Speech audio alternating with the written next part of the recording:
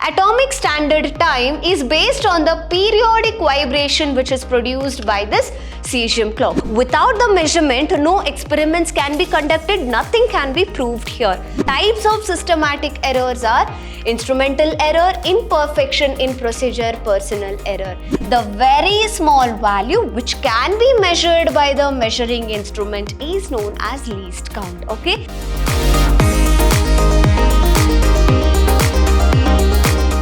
Hello everyone, I'm Brinda, Faculty of Physics from Vidhyaashram School of Excellence, Mysuru, welcoming you all to session 3 of chapter 2, and chapter name is Units and Measurement.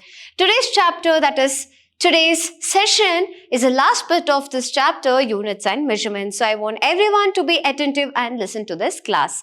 So here we are dealing up with the measurement of time. Till last class we dealt with the measurement of masses and all. Here we are dealing with measurement of time, wherein exactly how we started measuring that 1 second. That 1 second is equal to a cesium clock, which is present in National Physics Laboratory NPL at New Delhi in India.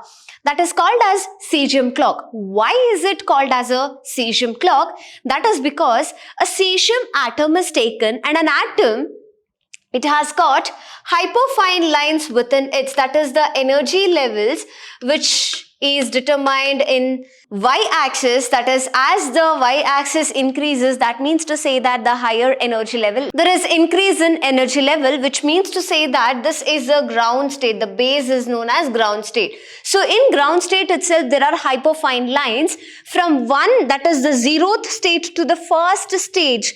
When an electron is jumping, that is, it is having a transition from one point to the other point, that is a higher energy level. Due to the instability of an electron over here, it just comes back to its original state back again. When it comes back, that is upward and downward transition will release certain radiations that is released over here. And that radiations which is released gives a vibration to it. Okay. And that vibration, it is about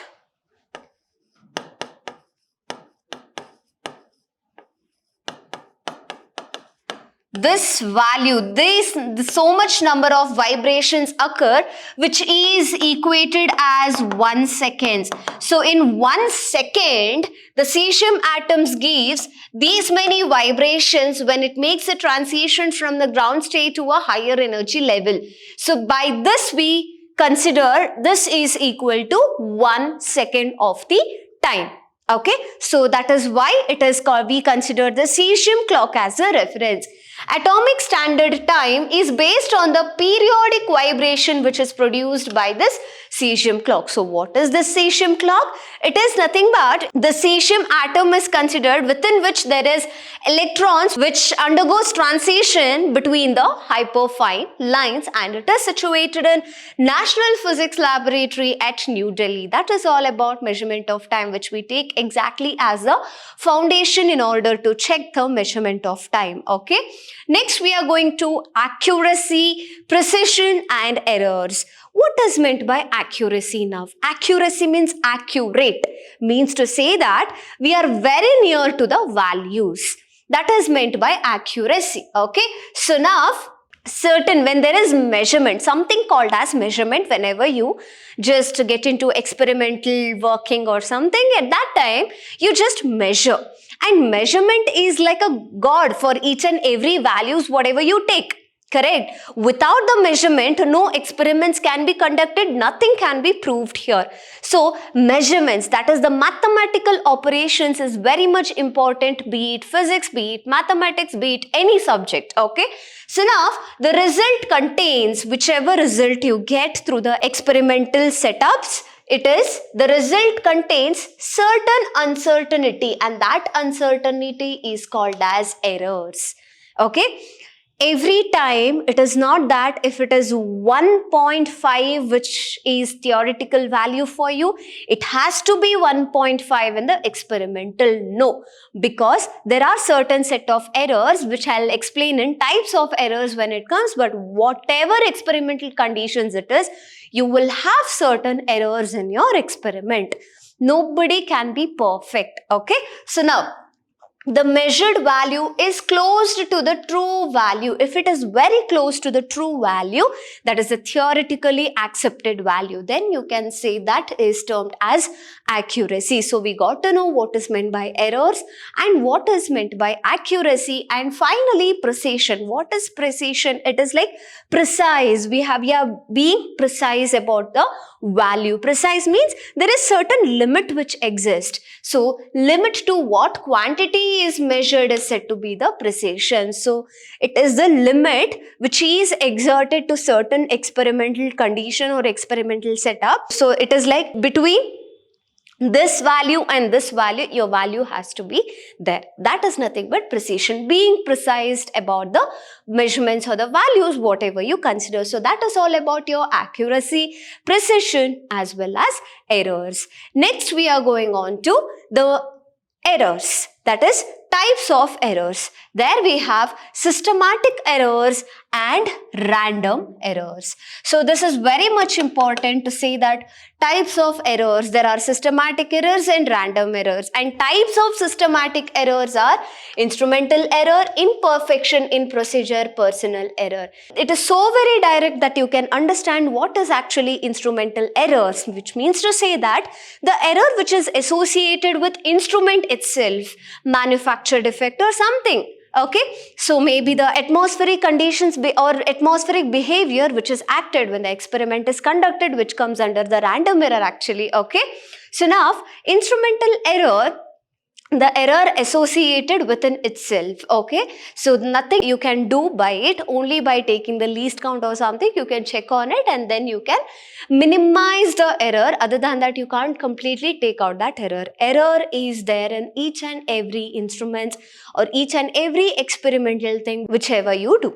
Okay, next is imperfection in procedure, which means to say that your own error. That means to say whenever we conduct an experiment, we need to check whatever the procedure we are doing is right or the procedure is itself it is wrong. So whenever we go wrong in the procedure, the way of doing, there will be imperfection, that is the error in the value. Or else if any printing mistake in the procedure or the procedure whatever we learned, we forgot and we attempt for different things during our examination or something, when those are the cases, that is called as imperfection in procedure. You have to be accurate when you're studying the procedure as well as applying the same on the instruments. Third type of error is nothing but personal error. Personal error in the sense the way you look into that instrument. That is, if suppose for example, if suppose there is a point over here, if you see through this way, you will get a correct value.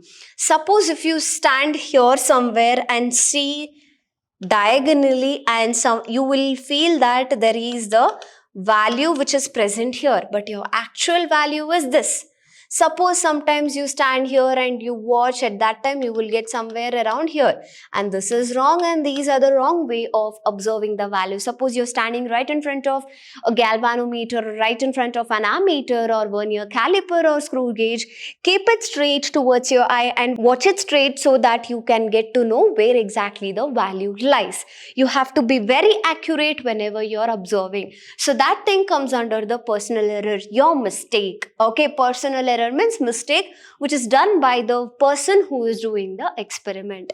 These are all about the systematic errors. Okay, next coming up is random errors. How exactly the random errors defined? Random errors means it is the errors which is occurring due to temperature, atmospheric conditions, like that. Okay, so that is all about your random errors. Next we are going on to least count errors. What is meant by least count errors? Means to say that a very small value that can be measured by a measuring instrument is known as least count. The least, that is the minimum, the smallest count of the instrument is said to be the least count. So define least count means it is the very small value which can be measured by the measuring instrument is known as least count. Okay, the error which is associated with this least count of an instrument is called as least count error. Next we are going on to higher precision improves the experimental technique. The higher precise value we give, the error starts decreasing. More number of trials you take, higher is the precision, which gives the least count error will be reduced. This is all about the least count error. And next we are going on to something called as absolute error, relative error, and percentage error. These three errors you will have to remember just to solve the problems. You need to know the equations. What is meant by absolute error and its equation? What is meant by relative error and its equation? What is meant by percentage error and its equation is what you will have to keep it in your mind. So now we are going on to absolute error. So here you have, suppose you have got certain experimental values.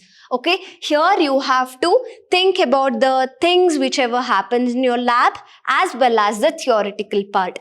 We are imagining the experimental part in our mind and doing the theoretical or explaining the theoretical part. Understood? So suppose you conduct an experiment and you have n number of values. You have got A1 value, A2 value, and you have got AN value, maybe 6 trials, 3 trials, anything. Okay, when that is the case, a mean of it we have to take in order to check the accuracy of it. Is it very much near to the true value or not? Okay, so that is why we take the mean condition. Mean condition means a mean is equal to sum of everything divided by how many trials you have taken, that one. Okay, which is equal to, you can give this as in summation because we are summing up these many things. So sum of summation I is equal to 1 to n, and what is the value here?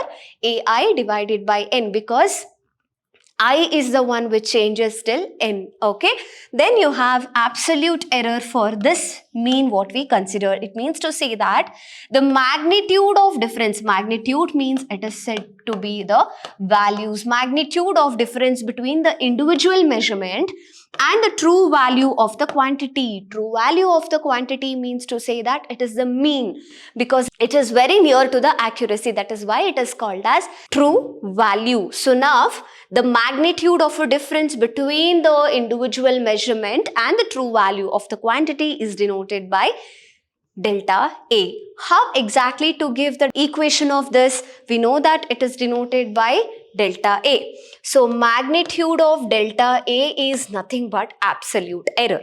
Okay, absolute error is defined as the magnitude of difference between the individual measurement. Magnitude means value.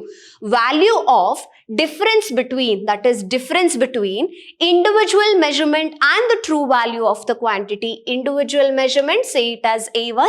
True value will be A mean, true value of a quantity. And suppose if you consider the other value, again it will be absolute value of the second value, individual quantity to the true value. This is the difference between magnitude of individual value to the true value. So this is actually known as the absolute error. Okay, next we are going on to relative error and percentage error.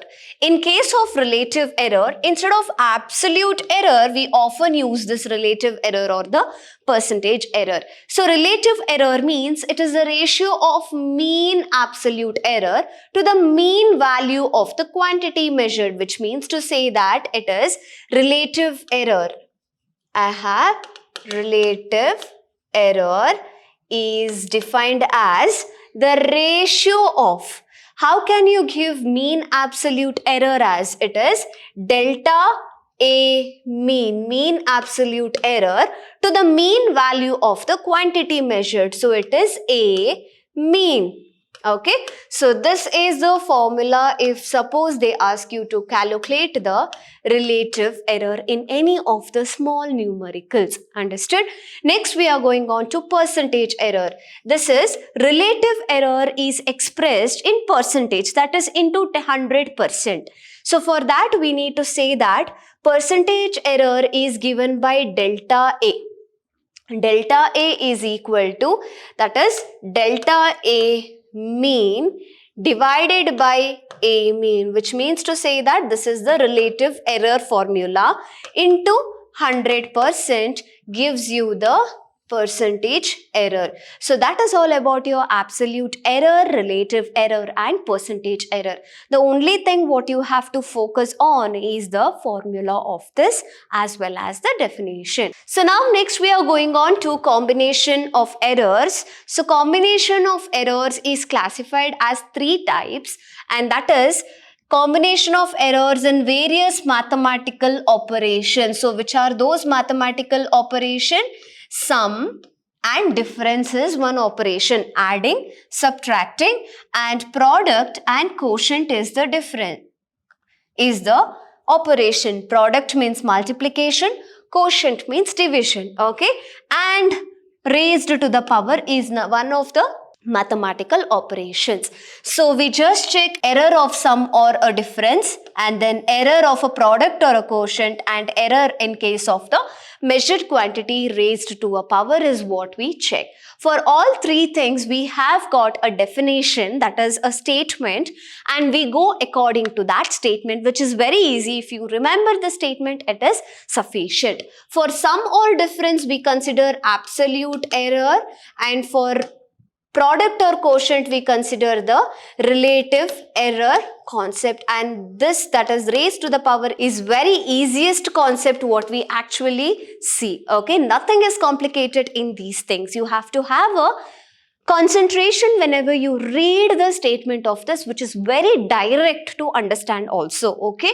Next is, that is error of a sum or a difference, which means to say that when 2 quantities, there are 2 quantities, always we consider 2 quantities for anything to be added, subtracted, multiplied or divided, okay? So when 2 quantities are added or subtracted, the absolute error in the final result, we are focusing on the final result. The final result should be only the sum of absolute errors of the individual errors. It has to be the sum of individual errors itself. Suppose if you consider Z is equal to A plus B, the errors what is associated with it will be delta Z is equal to delta A plus delta B. Suppose you consider Z is equal to A minus B also, you have to have a absolute error which is equal to delta A plus delta B always. Though it is sum or though it is difference, the final result of this absolute error, it should be the sum of absolute errors in the individual quantities like this. It has to be always plus. It has to be always the plus, that is the sum.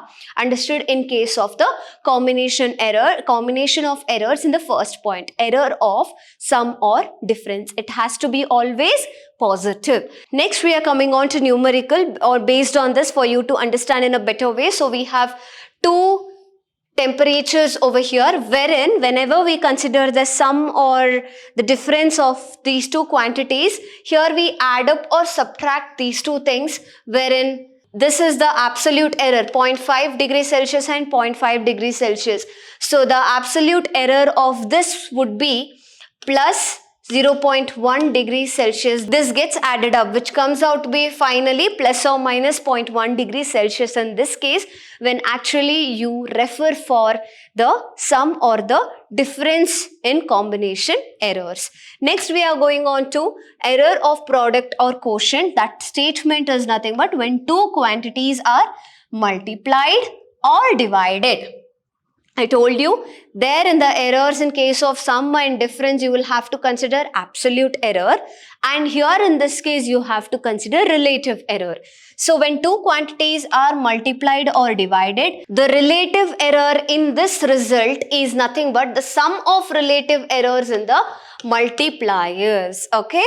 So how exactly we can equate this? That is, according to relative error, delta Z divided by Z is equal to, it is the sum of relative errors in the multipliers, it is plus of relative errors delta A divided by A and delta B divided by B. This is how exactly it goes for Z is equal to A plus B sample. That is an example, whatever we consider in order to explain the combination of errors. So this would be the equation for the errors of the product or quotient, okay? Next we are checking on to the error in case of measured quantity raised to a power. So if you have a quantity something like z is equal to a into b divided by c, which three of the alphabets also raised to certain power, call it as p and q and here x. So how exactly you would write? According to the rule, it is said that the relative error in a physical quantity raised to a power k is k times the relative error in the individual quantity raised to the power k. Here it is raised to the power p. So there it is k times the relative error, which means to say that here p times the relative error of that quantity. So you can say that z is equal to p times a, that is delta a divided by a plus, okay, b to the power of q, that is q times the relative error of b.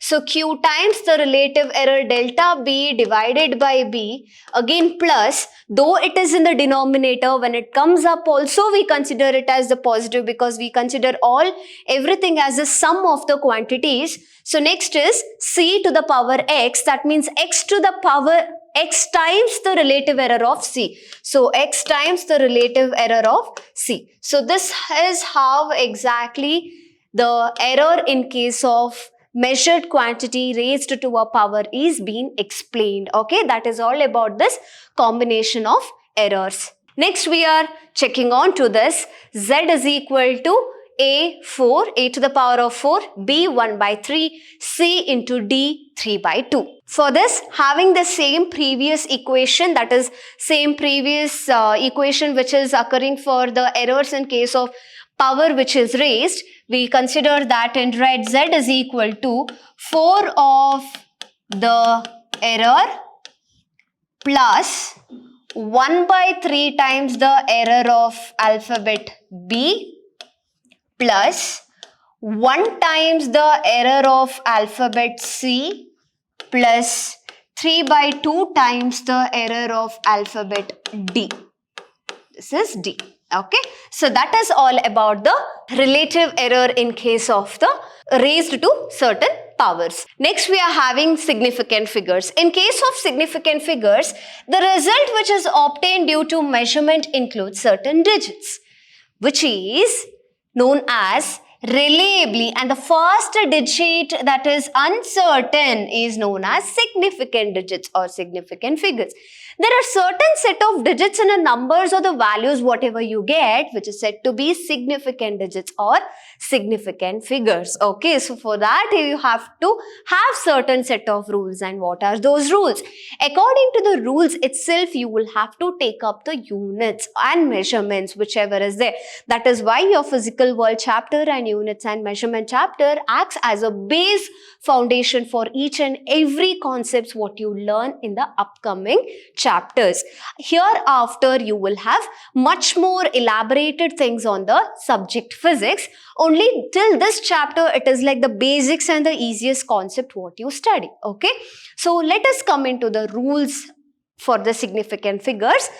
All non-zero digits are significant. Remember, non-zero, it can be 1, 2 till n number of numbers except for 0.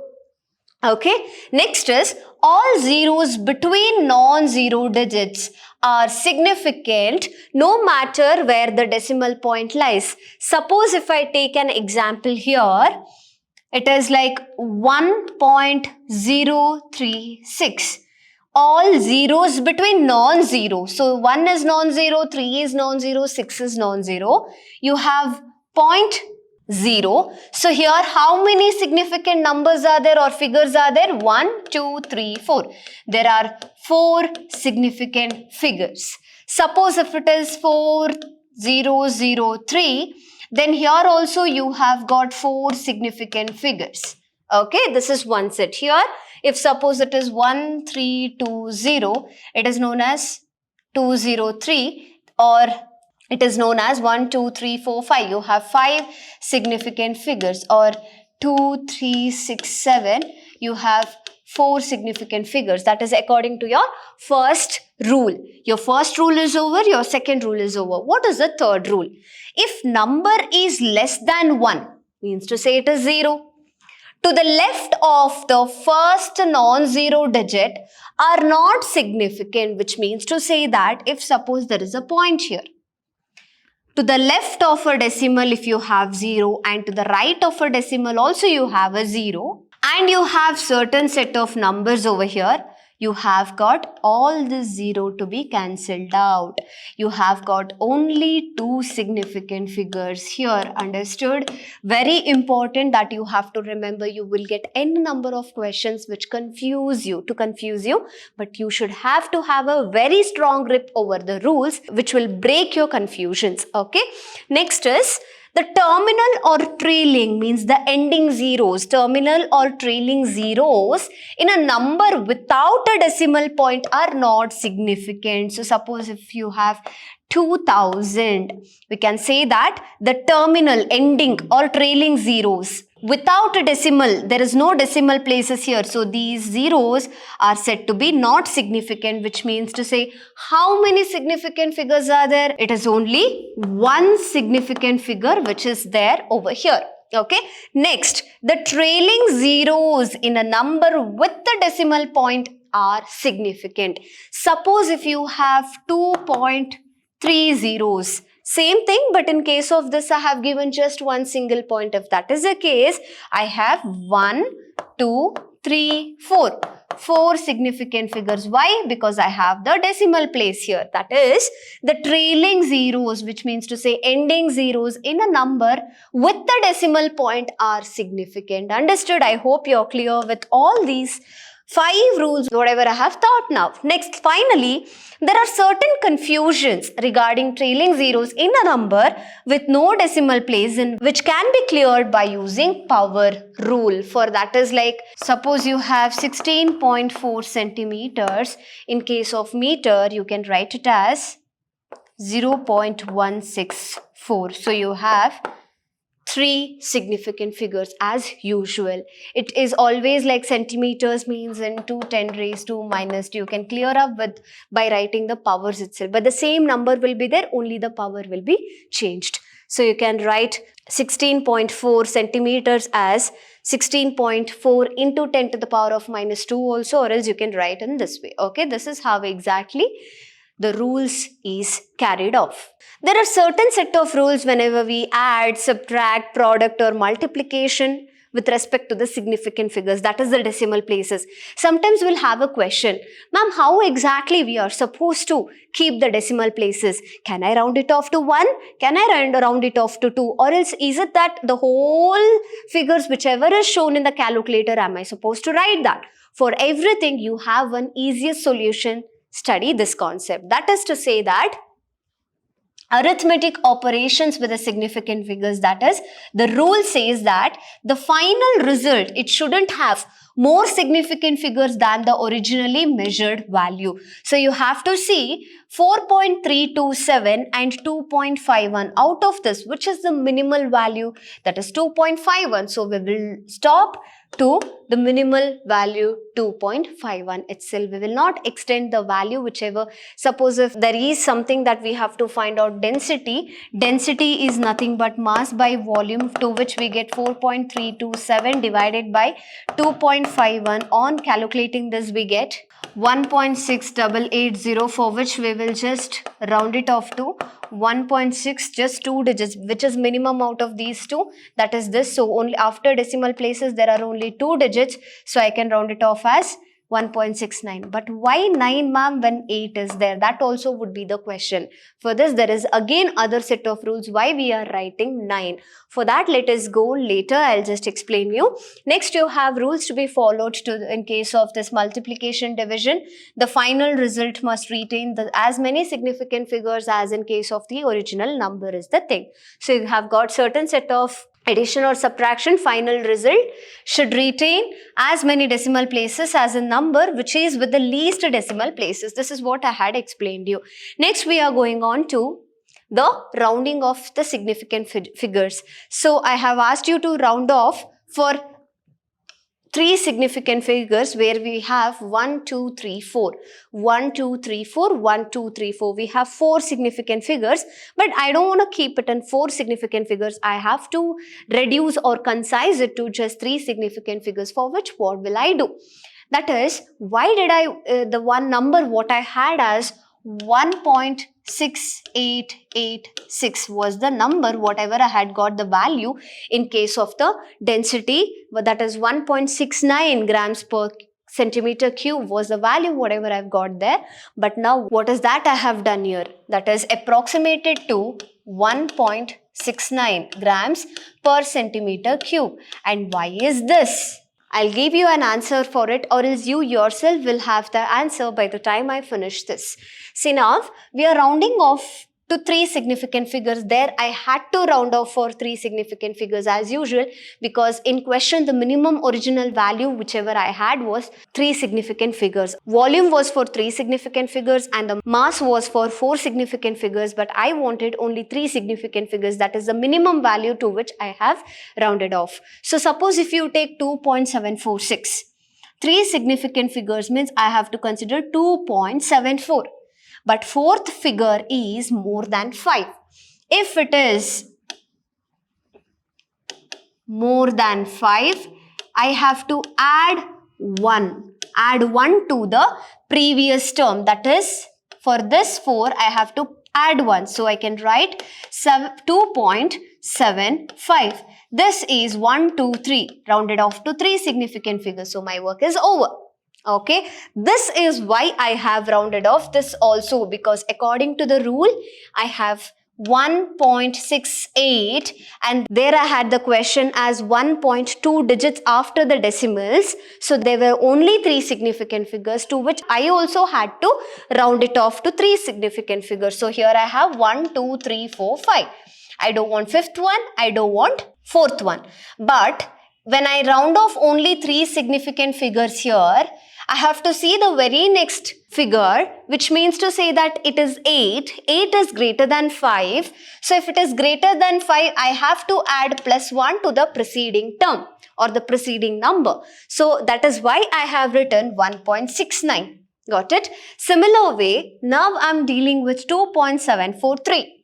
I just need 3 significant figures, which is only till 2.74. But this 3 is less than 5. So, retain as it is. There is no changes, no minusing, nothing. You have to retain as it is, 7, 4. That's all is the rounding off to 3 significant figures. Next, question may arise. If it is exactly 5, what am I supposed to do? When it is exactly 5, you have to check whether it is even or whether the preceding term is odd. Whether the preceding term, so suppose 3 significant figure digits, 1, 2, 3, 2.74. Okay, and this is exactly 5. If it is exactly 5, we have to check for the preceding term. If the preceding term is even, then no change. If the preceding term is odd, then plus 1. Okay, so this preceding term 4 is even, so I can write 2.74. Suppose if I have 2.735, I have to see preceding term is 3 and that is why I have to add plus 1. 2.74 will be the rounding off to 3 significant figures. This is how exactly the significant figures goes out to be. Next, we are going on to dimensions of physical quantity. So these dimensions are very much useful and very important in case of your exam point of view, as well as for your all sort of competitive exams. So here we have dimensions. One is base quantities and one is for derived quantities. You got to know what is meant by base quantities and what is derived quantities. Having this base quantities, deriving certain set of dimensions is said to be the derived quantities, deriving certain set of quantities. quantities. Understood? So now if suppose you consider here length, we know there are 7 base quantities for which the dimensions are usually denoted by the square bracket. Without this, you will lose the complete marks though the dimensions are right. So 7 base quantities are length, it is given as square within square bracket, it is given as L. Mass within square bracket, it is given as M. Time within square bracket, it is given as T. Electric current within square bracket, it is given as A. Thermodynamic temperature within square bracket, it is given as K. Luminous intensity within square bracket, it is given as CD. Amount of substance within square bracket, it is given as mole. Okay, so these are the 7 dimensions of the physical quantity which is denoted within the square bracket. Next, we are going on to derived quantities. Derived quantities are derived by using base dimensions, base quantities, and the dimensions for it is, suppose if you're considering volume. Volume is like length into length into length, length into breadth into height. Okay, so it is length into breadth into height. But length, breadth is also kind of length which is considered in meter, meter, meter. So everything, all 3 things goes out to be length itself, right? So L into L into L, L into L into L is L cube. So I can write it as L cube within the square bracket in this way. So this will be the volume's dimensions. When it comes to force, it is force is equal to mass into acceleration. What is mass? It is m by this mass, that is the base quantity. Okay, acceleration means it is change in velocity with respect to time. And what is velocity? Again it is, if suppose this is mass, velocity is distance by time taken, again t into t. So now you can finally write it as m. Distance is calculated in L. So I can write it as L, and t square divided by t square, when it comes up it will be t minus 2. M one time, L one time, t minus 2 times. So this is within the square bracket. So MLT minus 2 will be the dimensions of the force, and this dimension is like universal dimensions.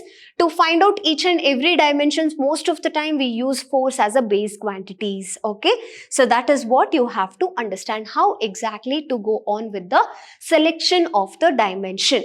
Next we are dealing with, that is dimensional formula, the expression which shows how and which the base quantities represents the dimensions of the physical quantities. Example, you can go with volume, speed, velocity, acceleration, mass, density. And what is meant by dimension equation? Equations obtained on equating the physical quantity by using the dimensional formula. Then next we have applications. Why exactly the dimensions are used? How exactly the dimensions are used? Give the applications. This is very, very, very important concept. For this, we have to deduce a certain relation among different physical quantities, and it is used to find out the accuracy, find out the dimensional consistency and homogeneity of various mathematical equation. Homogeneity means what? That is, equations are said to be equal. LHS is equal to RHS is what we have done in the mathematics in our previous classes. When that is the case, that is known as homogeneity. In order to determine the homogeneity of the operations, we use this dimensional quantity. So what is meant by principle of homogeneity? It has got certain statement, and the statement is also very, very important statement. It says that the magnitude of physical quantities may be added together or subtracted from one another if they have the same dimensions. Okay, that is what this principle of homogeneity tells you. And finally, we are deducing the equation. That is, we are just checking the equation confirms the principle of homogeneity. So now, if you consider a simple pendulum which is having a bob attached to a string. So if this is a string, a bob is attached to it. So This will be the displacement, that is the oscillations which is taking.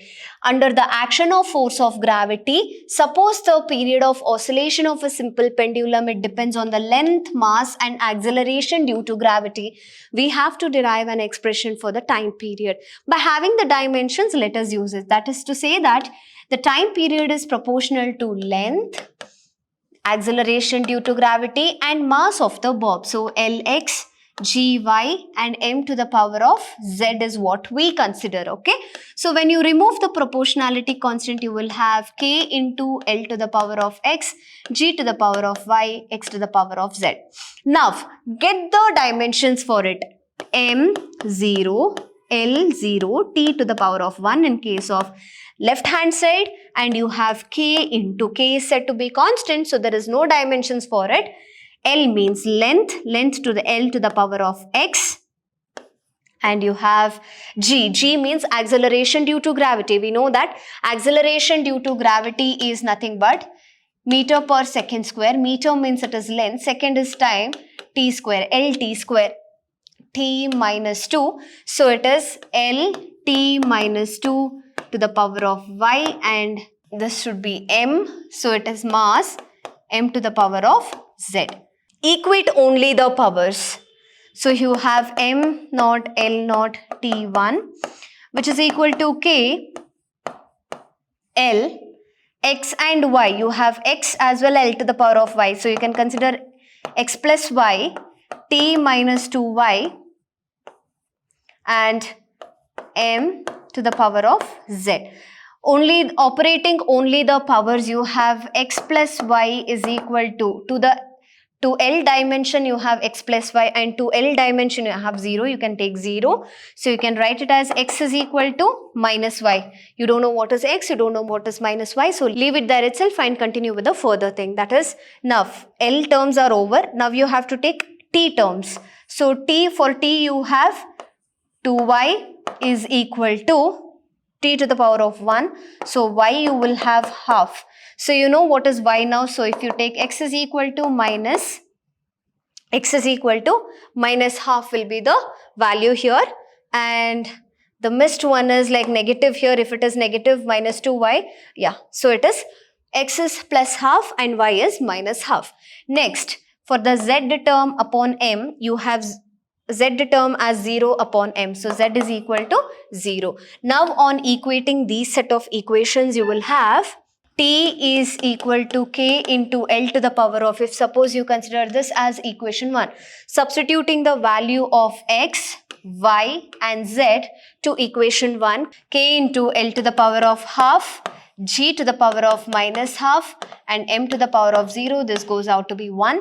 So t is equal to k, root means half, so root L divided by minus half is, it should be divided by g. So t is equal to k root L by g. We can write k also equal to 2 pi root of L divided by g. This is the equation for the time period in case of the simple pendulum. This is how exactly you check the consistency. Okay, suppose you want to match the dimensions of it and you have got an equation. Kinetic energy is equal to potential energy. The two energies are equal. If you consider here for an example, half mv square is equal to mgh. If you consider only the left hand side, half is a constant, you are not taking it. M means it is mass and velocity is v square. V square means to say that it is velocity is distance by time taken, distance is length divided by time taken. When time taken goes up, LT minus 1, the whole square is nothing but L square and T minus 2. Okay, this is the dimension of kinetic energy, half mv square. So this has to be LHS. Next, if you're considering this, m means mass, acceleration due to gravity is meter per second square. I have written here, it will be LT minus 2.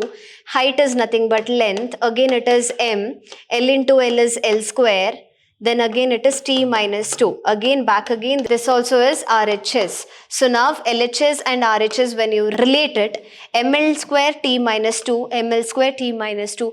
So this obeys principle of homogeneity. We can say that left hand side is equal to right hand side. This is the different set of example, and this is the different set of example which I have worked for the simple pendulum. Having this, you will get many other things. You have to have the courage of writing it. Understood? That is all how exactly you solve the question paper. In today's class, we have dealt with the time, the complete types of errors, systematic errors, random errors, combination of errors, least count errors, and how exactly the errors to be calculated, absolute error, relative error, percentage error. All these things winded up. All these things along with the significant figures as well as the dimension things and how exactly you relate that is prove the principle of homogeneity and the statement of homogeneity was discussed today in today's class. Here ends our chapter 2, units and measurement. Let us all meet in the next sessions with a new upcoming chapter. Until then, have a good day. Thank you.